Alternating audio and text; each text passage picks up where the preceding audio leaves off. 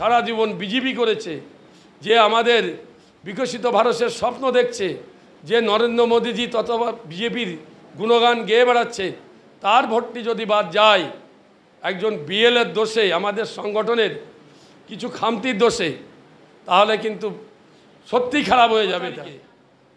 9 তারিখে, ডিসেম্বরের 9 তারিখে হবে। তাহলে 9 তারিখের এই ড্রাফট পাবলিকেশন হওয়ার পরেই কিন্তু কাজটা আমাদের বেশি বেড়ে যাবে।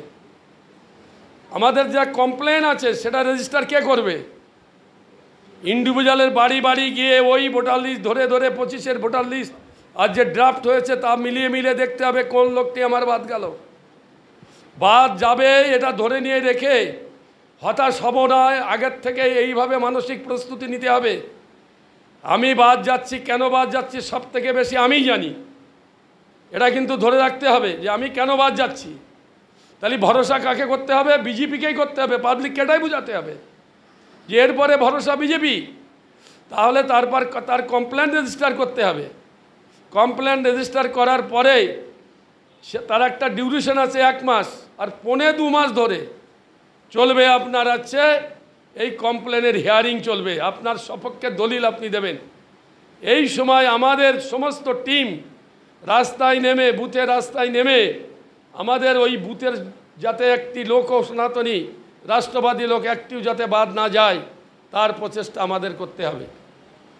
এসআর এরপরে গিয়ে করার পরে গিয়ে ওই 2.5 মাসের পরে গিয়ে 7 ফেব্রুয়ারি 2026-এ ফাইনাল যে ভোটার তালিকা সেটা প্রকাশিত হবে।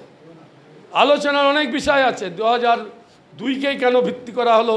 2002-এর ভোটার লিস্ট কি সঠিক ছিল? অনেক সময় নাও থাকতে পারে, কিন্তু সব বিবেচনা করে অনেকে দেখা যাচ্ছে আগে ভোট দিয়েছে, ওই 2002 সালের ভোটে হঠাৎ করে তার নামটি কাটা গেছে।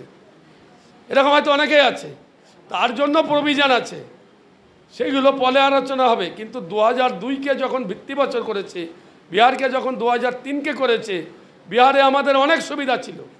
বিহারে যত আমরা সুবিধা পেয়েছি এখানে তার থেকে বেশি অসুবিধা। বারবার হুমকি ধুমকির মধ্যে বিএলও যারা একটু ভেবেছিল আমরা স্বাধীনভাবে কাজ করব, তাদের মেরুদণ্ড ভেঙে দেওয়ার চেষ্টা চলছে।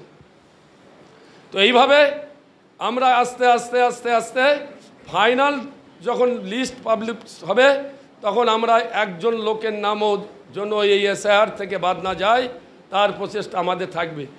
আর এই যদি আমাদের এই প্রচেষ্টা থাকে তাহলে কিন্তু লোক বাদও যাবে না। পরে কিন্তু মাথায় হাত দিয়ে কোনো লাভ হবে না।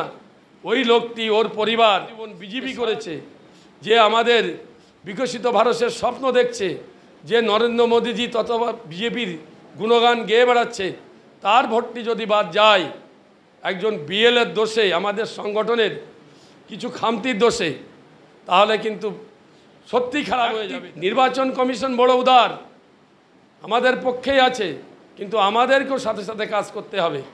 তারই সাথে সাথে যারা বাইরের থেকে এসছে তারা যেন ভুয়ো সার্টিফিকেট না দিয়ে যাতে তাদের নাম রেজিস্টার না করে, কারণ সিএতে তাদের কোনো প্রভিশন নেই, কিন্তু এসআইয়ের মধ্যে তাদের কিন্তু এই ভোটার লিস্টে নাম নথিভুক্তকরণের যথেষ্ট জায়গা রয়েছে।